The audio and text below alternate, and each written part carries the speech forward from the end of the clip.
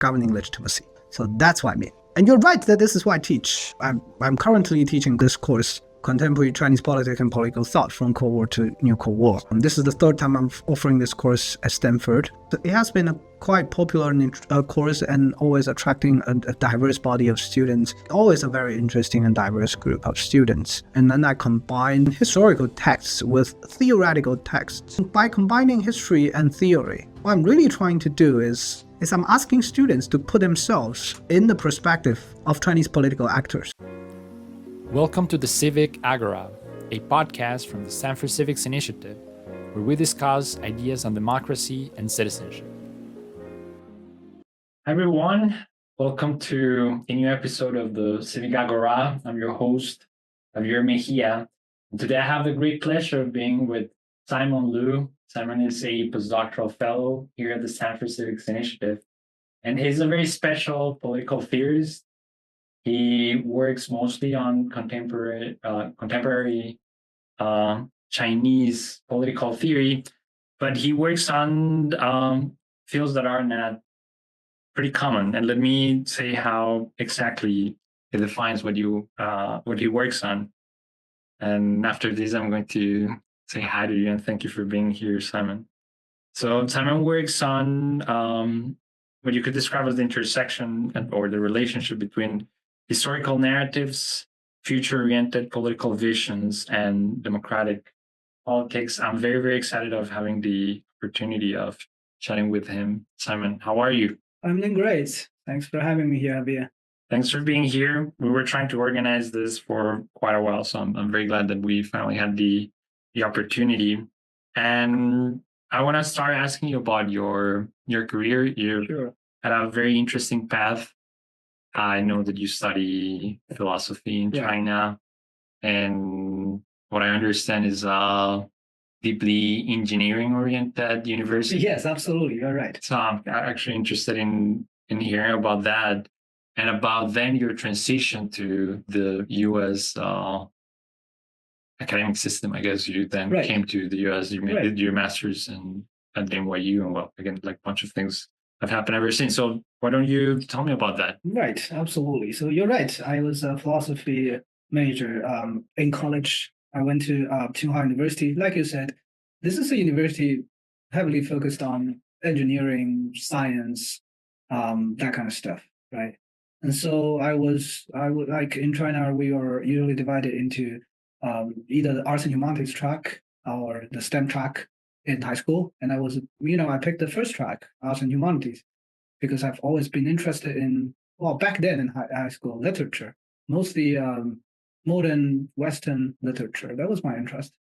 And so I ended up in university and in college where I was supposed to focus on, general humanities. And at some point we get to pick one out of three majors as our focus, and that would include Chinese literature, history, and philosophy. And to be honest, I was quite disoriented as a college undergrad. In my first and second year in college, I didn't know what I wanted to do. Probably something that a lot of college kids can be sympathetic with. But yeah, to be honest, to me, the story was that I went through, Gaokao, the college entrance exam system in China, and it was very competitive. You spend a lot of time preparing for it. And that kind of depleted my curiosity for knowledge. I mean, I thought myself still today as a pretty curious person, but that was a year and a half of my life where I was just like, no, I'm not doing this. I don't want to study. I want to have some fun. And I deserve the fun. So yeah, I was quite disoriented up until I took a very solid, very good course with a professor who later turned out to be my undergrad advisor. And he was teaching history of Marxism, basically. So I took that course with him. At that moment, I realized that, this is really interesting. He was text-based interpretation was really interesting. Figuring out how philosophers elaborate on their ideas was really interesting, but it was also very challenging for me. And so I sent that professor an email talking about how I really want to study this, but it was hard. And thankfully, my professor, Professor Han in college, was very responsible. And he responded to me, sharing with me his own struggles studying, original Marxist texts. in China. And I think we bonded at that moment. And eventually I was a very good student in that particular course. I developed my interests in, on the one hand, 18th, 19th century German thought, and on the other hand, political philosophy.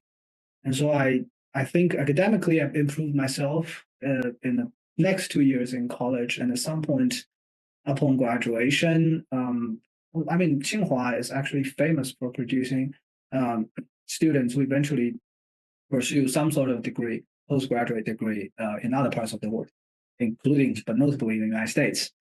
Of course, most of them focus on STEM or engineering, these kind of stuff. But yeah, I like most people apply for a master's degree in the United States. And I ended up in NYU. That was where I studied politics, focusing on political theory. And I actually wrote most of my undergrad and master's work was dedicated to the history of Marxism.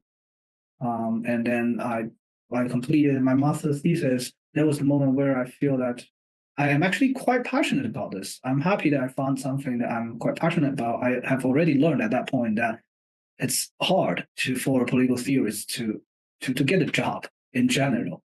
But I didn't care. I was thinking, I actually want to do more of this. So I applied for grad school. I got into Indiana University, Bloomington. That's where I did my PhD. I spent 7 years in Bloomington, Indiana. I consider myself quite Midwestern in some ways. And yeah, and during my PhD, my advisor, Jeff Isaac, started suggesting that I develop some interests, some sort of research agenda focusing on China because of my background, because of my language skills, and because, the things I learned in previously can be actually applied in researches in different places. So I took his advice and I followed that, which was a suggestion. And I wrote my dissertation, something we'll probably discuss more. I wrote my dissertation on memories of the Cultural Revolution in contemporary Chinese debates. And yeah, that's kind of my trajectory. Let me ask you a bit more about that. I'm quite curious about your training as a philosopher in China. It sounds, as from far away,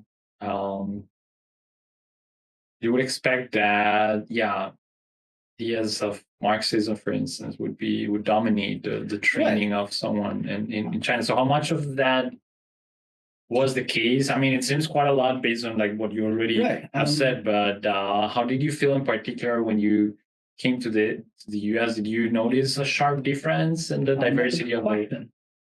Yeah, so coming back to the dominance of Marxist thought, right?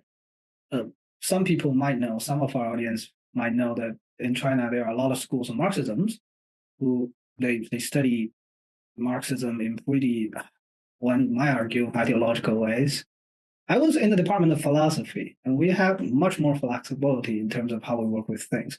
So when I was in as an undergrad student in Tsinghua, I took a variety of courses: ethics, classical Chinese philosophy. I took courses focusing on Buddhism, Christianity, social contract theory, all sorts of things. Adam Smith, I studied that in college as well. So yeah, I was in the Department of Philosophy, at least back when I was there. We had quite diverse courses, but we do focus more heavily on the history of political thought and history of philosophy at large. And analytical philosophy or philosophy of science, those more trendy topics right now in general in philosophy of mind, language, these things. Enter China a bit later. When I was there doing college, I was already they were already offering courses, but my training back then was predominantly history of philosophy and very German-centered methods, right? So in terms of course offering, I think I was exposed to quite diverse courses in different philosophical traditions. When I moved to the States, what really shocked me or what was the most challenging task was the intensity of reading. And that might have something to do with me because, like I said, I wasn't really interested in studying anything in the first 2 years of college. So I wasn't really paying attention. But when I moved to the States, I was really paying attention. And I think in the first semester or the first academic year, I spent a lot of times I spent 6.5 days out of 7 days of a week just reading. And I was slow. My previous training was in Chinese, right? So it's adapting to new language of like based kind of academic training. And I was also quite challenged by the level of let's say the level of discussions being offered in class. I mean, I think we were much less willing or much less engaged in when I was an undergrad in China. Whereas in the United States, even I was a master's student, and sometimes we have seminars with one professor and 3 to 5 students, because most of my classmates in the master's program, they are much more focused on empirical stuff, right? International relations, international affairs. Most of them were interested in that. I was the few theory-oriented students. And we'll have like small courses, but everybody was expected to talk quite a bit. So that was the more challenging part for me, because I was much more accustomed to lectures, listening, taking notes. So I think that's the main difference for me. That's very interesting, and I want to get into your research. And before getting into the details of that, I would like to hear from you about your field more generally speaking. So, which I think you would describe it as comparative political theory. Yes. What's that for those that are not familiar with the field? How have you seen it change since you realized that you wanted to be in the field? Right. What's your perspective of the field? Right. Like you said, I usually identify myself as a group of scholars who call themselves comparative political theorists. And for those of you who are not familiar with political theory at large, the thing is that, historically speaking, the study of political ideas has been mostly focused on so-called Western canon. The most famous phrase associated, one of the more famous phrases associated with this is from Plato to NATO, right? So start from ancient Greek political thought, you march through the medieval thinkers, right? And then you started talking about modernity, modern political theories. Some argue that it starts with Machiavelli, some argue it's Hobbes, but then you move on through the social contract theorists. You talk about the political economists a little bit, right? And then from Rousseau to Marx, to John Stuart Mill, and then Max Weber, Nietzsche, pretty predominantly Western, right? And then I think in the late 20th century, early 21st century, folks started arguing that we need to broaden our horizon a little bit. And then I think especially, in the aftermath of 9/11, some argue that we don't understand non-Western societies at all. Right? I think starting, and some authors, some scholars started diving into, Islamic political traditions.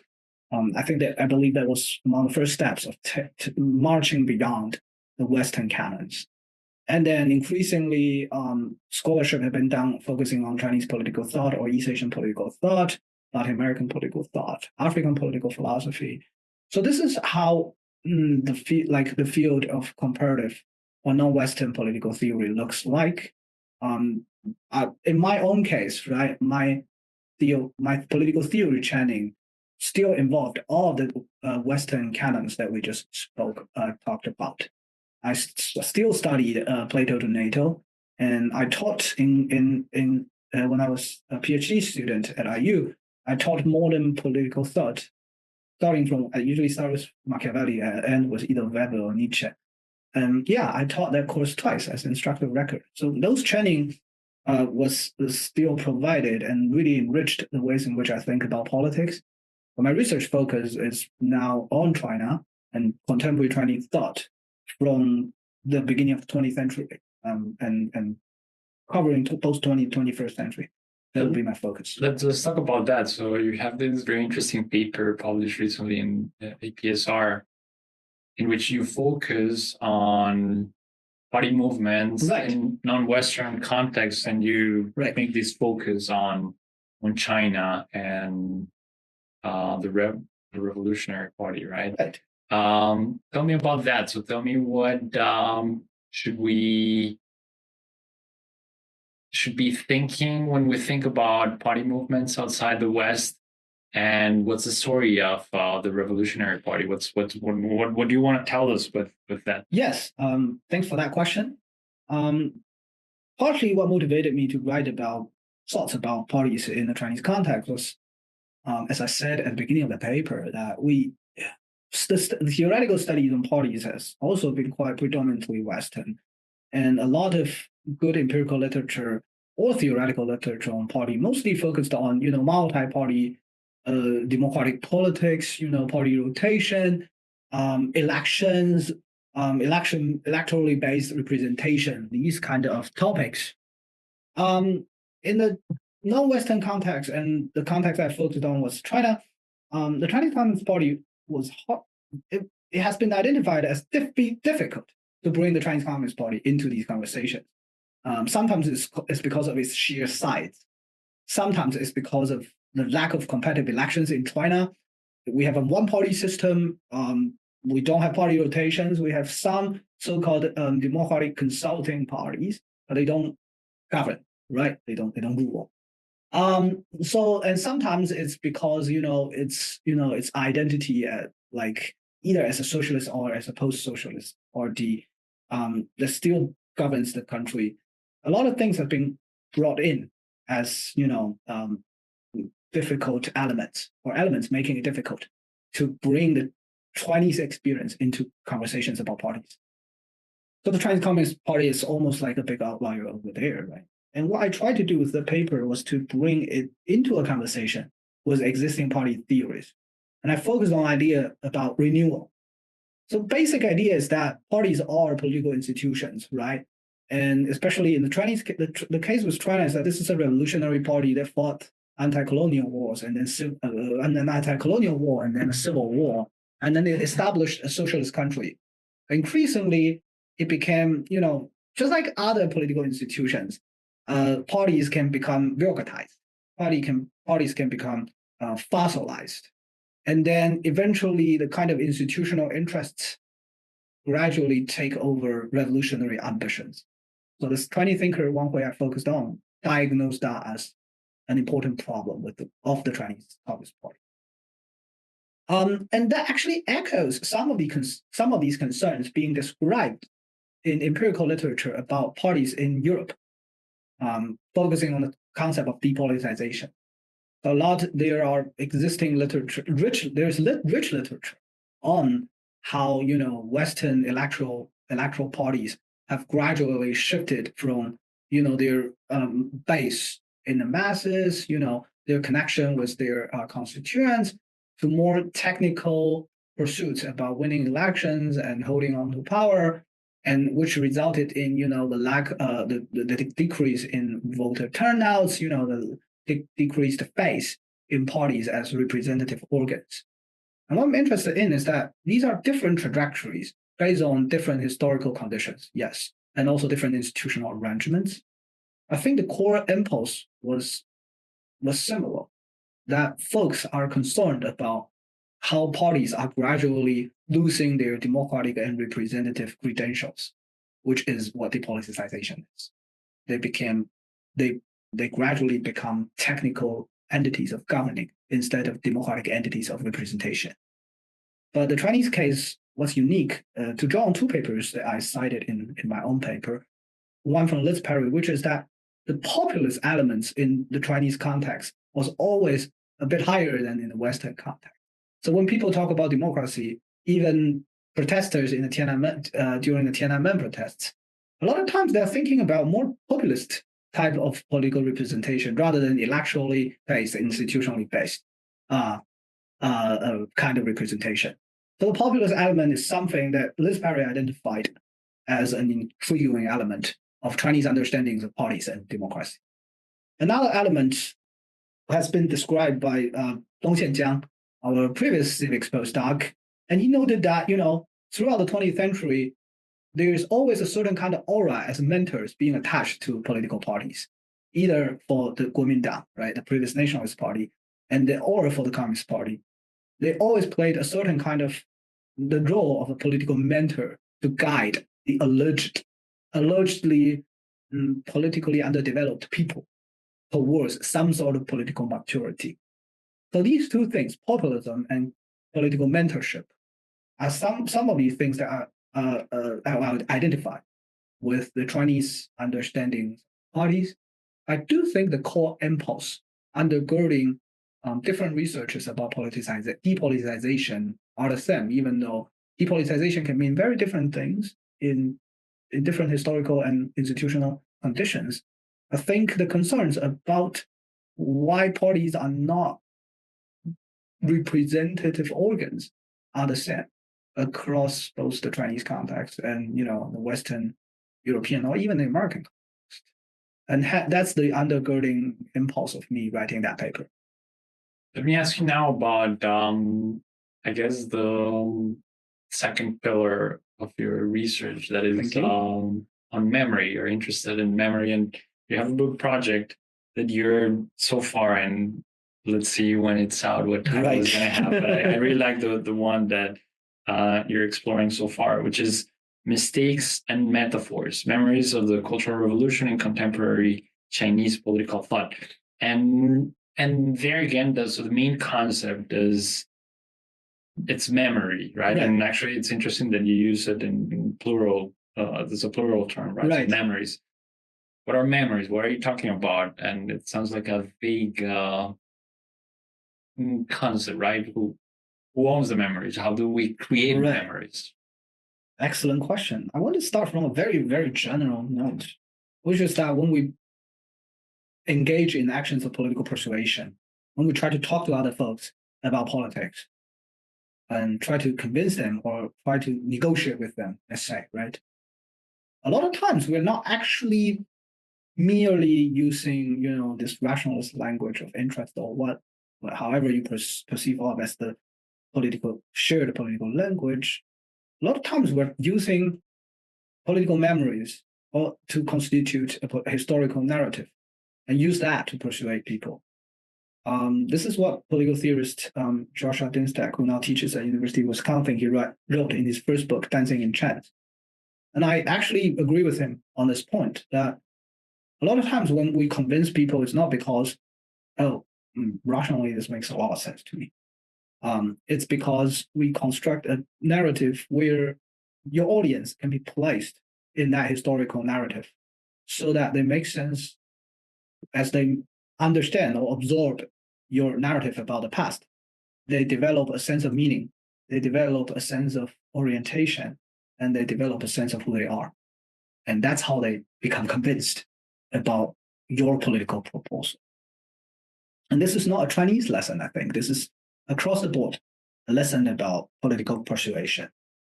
So I can give you an example about, for example, I think a lot of Chinese students, Chinese international students in the United States, sometimes they grapple quite heavily or difficultly with, let's say, the vast presence of recreational drugs in the United States. And it's very hard to talk, like for example, you can talk to them about, the history of, let's say, the history of the contemporary American history of drug abuse. And some, like, for example, some of these, we know that there is a progressive cause, right? Arguing, defending, some of these rights or at least explaining the history of drug abuse in the United States. Sometimes it's actually hard to convince a Chinese international student, at least in my experience. And I think an important reason why is that drugs are tied to particular memories in the Chinese experience. Drugs are tied to the colonial experience of China in the late Qing and early Republic period, which I'm talking about late 19th century, early 20th century. The image of China, the Chinese people suffering from colonialism at that time was, the British, they sold drugs to the Chinese, and then the Chinese became weak, impaired. So that was, I'm talking about an historical image. And that's how I think that actually matters a great deal for contemporary Chinese citizens' understanding of drugs and drug abuse. A lot of times they associate it with being weak or being lack of control, like in a state of status of lack of control, and being associated with the colonial past. And this is what makes political persuasion hard, because not necessarily because it's very difficult to understand the history of drugs and drug abuse in the United States. It's because people have these kind of quite heavy political memories associated with powerful political emotions in their mind, in their political repertoire. So this is my first explanation of why memory matters. And coming back to the plural memories rather than just a single memory, I think that's intentional. I intentionally chose the plural form, of the word, because I think, I was just teaching this in class earlier today. In 1981, after the death of Mao, a couple of years after the death of Mao, after the new leadership consolidated the power, they released a document called a resolution of a certain historical question since the founding of our country. A historical resolution aiming at unifying the country's understanding about the past. What went wrong with the Mao era? How should we make sense of the past? And it was and how do we move beyond the mistakes committed by Mao and Mao's associate and to a brighter future, right? And it was published by the People's Daily, the most influential publication, the party's publication. And it was also passed down through the party's bureaucracy to the local level. Party members were supposed to study it. Even with that kind of a big, powerful structure that the CPC has, I don't think it's just successfully monopolized the ways in which people think about the Mao era. I think quite the opposite. I think alternative interpretations of what went wrong with Mao, what was the problem, how do we deal with those problems, how do we get out of our current dilemma, and how do we build a better China, however you define it. That, I think, was the most important ideological and political contestation throughout the 1980s in China and beyond. And so a lot of times when people contest memory or contest how the past was remembered, they were actually contesting what should be considered as this political community's future. That lesson is also not uniquely Chinese. We've seen this in different parts of the world. We've seen this even right now when the American society have internal debates about, for example, how to remember slavery, how to remember Black history, right? These debates are actually pretty much future oriented, in the sense that as different interpretations of the past are developed, political actors are interested in not just telling you how to remember the past, but really what's wrong with our current society. And that creates a certain kind of diagnostic force, pushing us to address the problems and build the future. But that's the general outline. I hope this is not too abstract. No, it's I'm thinking about those things while you were elaborating on your answer here, because it's fascinating how you think about memories or these things that, they survive generations, right? So probably no one has any specific connection with the events of colonial presence and the use of drugs in China, but still that affects their behavior and their notion of reality, right? And then you're already describing that it's quite difficult to install very specific type of memories, even for super capable organizations as the Communist Party. So I want to know how then you have the emergence and evolution of memories. And maybe a good way of asking you about this is to ask you specifically about the Cultural Revolution, because that's the case that you study in the book. So what's the story there? Why the Cultural Revolution has been so persistent already in the memory of Chinese society? And I actually am quite aware of that, and that surprises me a bit, because every now and then when I go to talks where they talk about Chinese history, there's always someone asking about the Cultural Revolution, regardless of whatever the topic is. And there are a bunch of other episodes that you could argue were important. I don't know, and they don't just show up as frequently. So let's deal with the Cultural Revolution. What are the forces that have shaped this persistence and the way it's understood today in Chinese society? Well, those are great questions, and thanks for the observation, because that's the observation that somebody will bring up the Cultural Revolution at some point in the talk or in the conversation about recent 20th century is precisely the motive for me to work on this topic. Let's start with the Cultural Revolution, what it is, right? So in 1966, Mao Zedong, the overarching leader of the Chinese Communist Party, launched this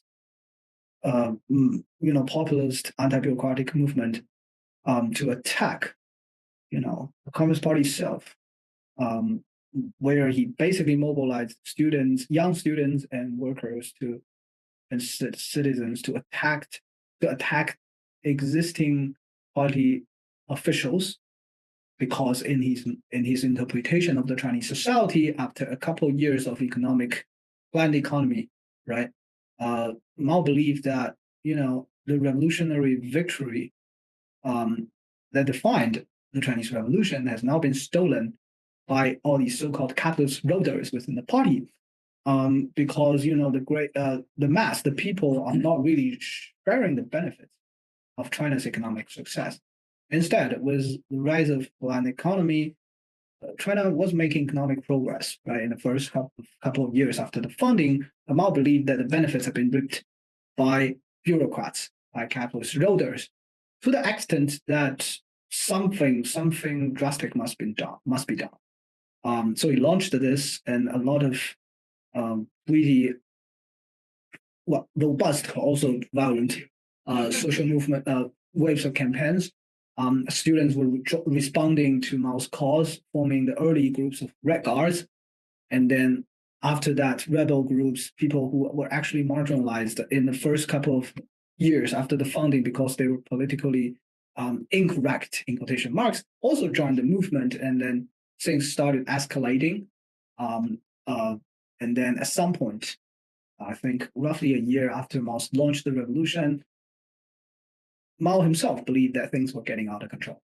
So he invoked the power of the military to so-called restore order, which caused even more deaths than the early robust periods of social movements.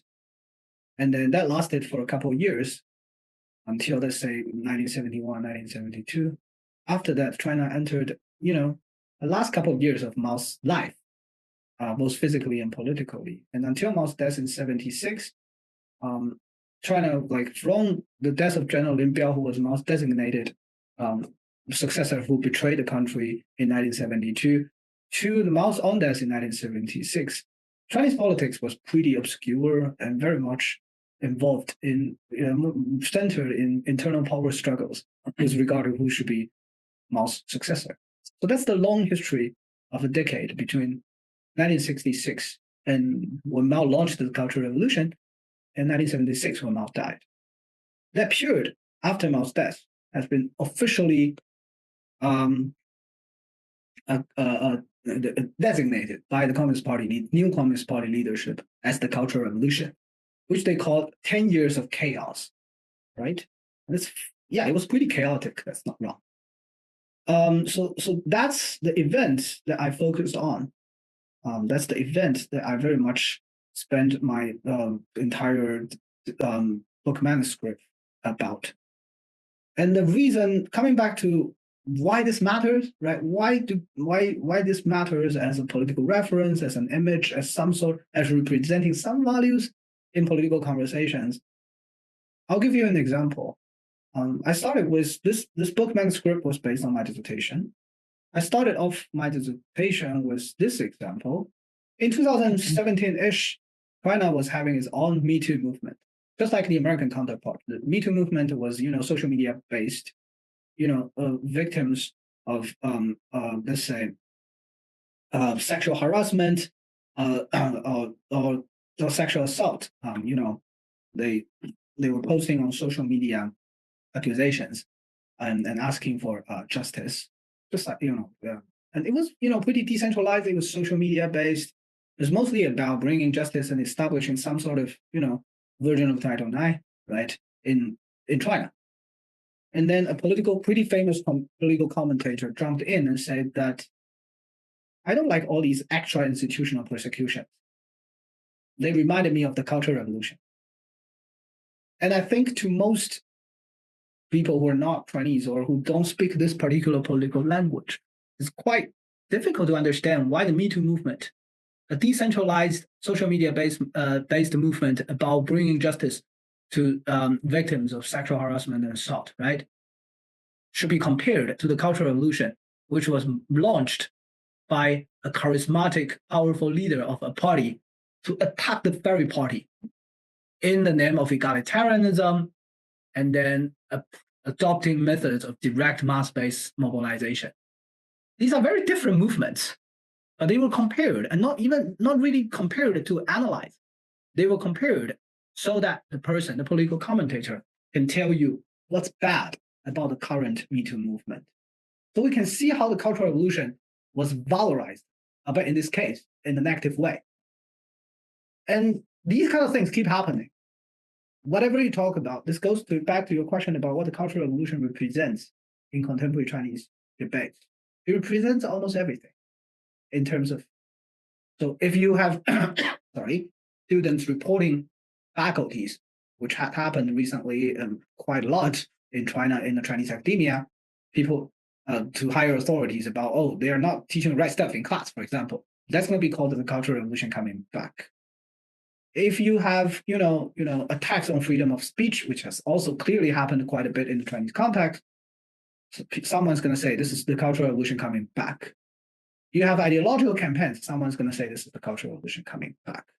You have social movements of different kinds. Someone's going to say this is the Cultural Revolution coming back. And this is even getting an American audience, because I've seen the American political commentators commenting on American political affairs. For example, campus protests, and they say, hey, this is an American version of the culture of Mao's Cultural Revolution. So we can see that the Cultural Revolution developed a certain kind of afterlife in political spheres, originally in the Chinese political sphere, but increasingly even beyond the Chinese political sphere. And you're right that unlike other movements, such as the Great Leap Forward, I mean, it's not like the Great Leap Forward was never talked about, but the presence was kind of different. The Great Leap Forward never had these kind of dominant position in Chinese political conversation. And I think there are many reasons. I'll single out some. The Cultural Revolution was widely considered as Mao's last revolution, both in terms of the ways in which that it officially ended when he died, but also in terms of his political and intellectual agenda. So one can argue that the Cultural Revolution built up all Mao's earlier attempts, such as the Great Leap Forward, which is why the Cultural Revolution increasingly, eventually, I think, was considered as a symbol of the Mao era. So using the memories of the Cultural Revolution was basically references to the Mao era or Maoism at large. Relatedly, the post-Mao Chinese party leadership identified itself as the new leadership capable of rectifying mistakes done by Mao. As you can see, a lot of post-Mao politics, the ideological roots, were tied to interpretations of the Mao era, right? Which gave, in a certain way, life, the Cultural Revolution and afterlife in the Chinese public sphere. The last thing I will mention, among other reasons, is that a lot of intellectuals suffered from the Cultural Revolution, or some of them participated in the early movement, some of them were red guards themselves. They developed a sense of responsibility and duty to figure out what's wrong with what went wrong during the Mao era, what caused these problems. And they were dedicated to solving them. That doesn't necessarily mean they developed very comprehensive understandings or historically based analysis of the Chinese society in the Mao era, but they had the motivation, and they keep coming back to alert the country or the society that we need to guard against the comeback of another cultural revolution. And this is why I think the Cultural Revolution has been the haunting specter of the entire Chinese political sphere ever since 1976, when Mao died. He physically died, but the legacy of his last revolution still haunts in the background and have become metaphors, as I indicated in the title, for different kinds of things when people have a political conversation. I'd love to talk much more about this, and because it's fascinating. It's fascinating everything at every level, and I mean the thing that you mentioned about the emergence of a new generation of leaders that somehow was connected. I was the other day listening to a friend of mine who's working on empirical view of Chinese history, interested in leaders, Yu Wang. He was talking about how the new generation of leaders in China, if anything, seem to be quite connected to the pressure and punishments during the Cultural Revolution. Yes. They seem to be, if anything, those that were able to survive the exposure to the purges and all the other set of things that came during the period actually rise quite rapidly in the party and so on. So that's fascinating, and I certainly want to hear much more about that. But I really want us to be able to talk about your teaching, and I'm going to challenge you to be able to connect those two things, right? Because one of the courses that you teach is on contemporary Chinese political ideas, right? I want to hear about that class. If you have extra thoughts about the Cultural Revolution, how it has shaped the leadership structure of the country and the ideas of it, I'm really eager to hear about that. But please, try to do something with all this mess that I'm throwing at you. On your last note, I think Professor Wang is correct. And what I mean is not that new generations of Chinese leaders want to do the Cultural Revolution again. That's absolutely not what I mean.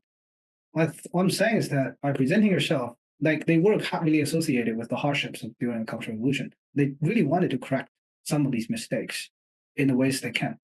But even when you do that, you're tying your governing legitimacy to the ways in which you interpret the Cultural Revolution, and you present yourself as the rectifying force, which means that whenever people debate about what went wrong with the Cultural Revolution, they're talking about your governing legitimacy. So that's what I mean. And you're right that this is what I teach. I'm currently teaching this course, Contemporary Chinese Politics and Political Thought from Cold War to New Cold War. This is the third time I'm offering this course at Stanford.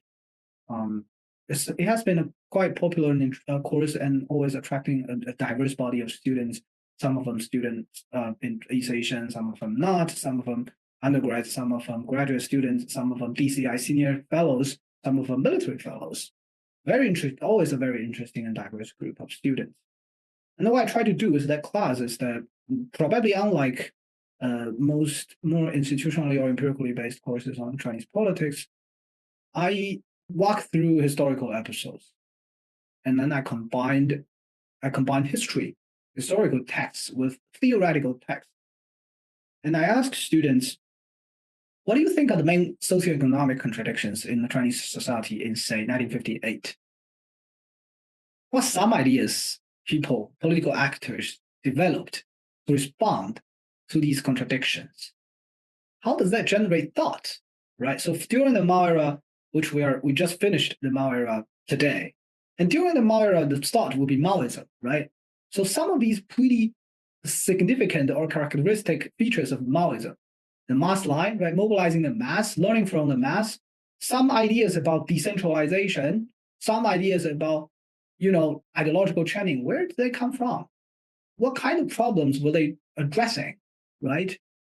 And then as we move on to the post-Mao era, we also talk about how political thinkers articulate their visions and what were they trying to address, right? And by combining history and theory, what I'm really trying to do is I'm asking students to put themselves in the perspective of Chinese political actors. Sometimes that political actor is the party or party leaders. Sometimes is grassroots organizers. Sometimes is a thinker interested in defending, let's say, market economy. Right? Sometimes it's someone who had been wronged and was asking for some sort of reparation. I force students into the shoes of these political actors in the Chinese context. And I ask them to grapple with what they want, like what these political actors wanted to do, what kind of source, intellectual or political resources they can mobilize to advance their goals, and the contradictions or the social conditions limiting their actions. And to me, this is actually citizenship training. It's not Chinese citizenship training, it's actually citizenship training at large. Because I believe an important part of being a citizen in a global era, especially in an era filled with contradictions, conflicts, and so on and so forth, is to relate. Is to say, even when I disagree with some takes, say, for example, I'm not teaching my students to be a socialist or to be a Maoist at all. I'm not asking them to be a Maoist. But from time to time, I'm asking them to think like a Maoist so that they understand some of these economic decisions, some of these socioeconomic plans, some of these ideological programs that have been launched, some of these political campaigns that have been launched throughout the Mao era. Because with the idea of thinking as if you are a political actor in a different context, I think that's how you develop political knowledge. Not just for understanding China. Yes, I think that's an important part. But also, in general, in a very abstract sense, as a certain kind of training for you to understand people who are very much situated in conditions very different from yours. Memory is very different. Experience is very different from yours. And then as you make sense of why they do certain things, I think you develop a general understanding of what humans can do and cannot do when they respond to certain historical and political conditions. Let me dig a bit deeper into this spirit that you try to bring to your classes related to all development of these global citizenship Right. attitudes. And for that, I would like to hear from this other class that you have taught now for a couple of years on memory and democracy. Tell me about what that class is about and how it connects again with this notion of being a good global citizen, which is something that we in the initiative try to promote. Right. Thanks for that question. The course Political Memory and Democratic Citizenship is something that I designed, yes, for the Civic Initiative, which really crystallizes a lot of my different threads of thinking on different fronts, and it's a really global course because I involve case studies where people debate about how to take care of historical issues or how to understand the past in different historical contexts. So the last version I taught had 3 case studies at the beginning. We had one case from Tanzania where African socialists debate about how to interpret colonial history and how to set up historical education in Tanzania. We had a case study focusing on the German historians' debate in around 1980, where a lot of German historians, political thinkers, etc., public intellectuals were debating about how Germany should approach, West Germany in that case, should approach Nazi history.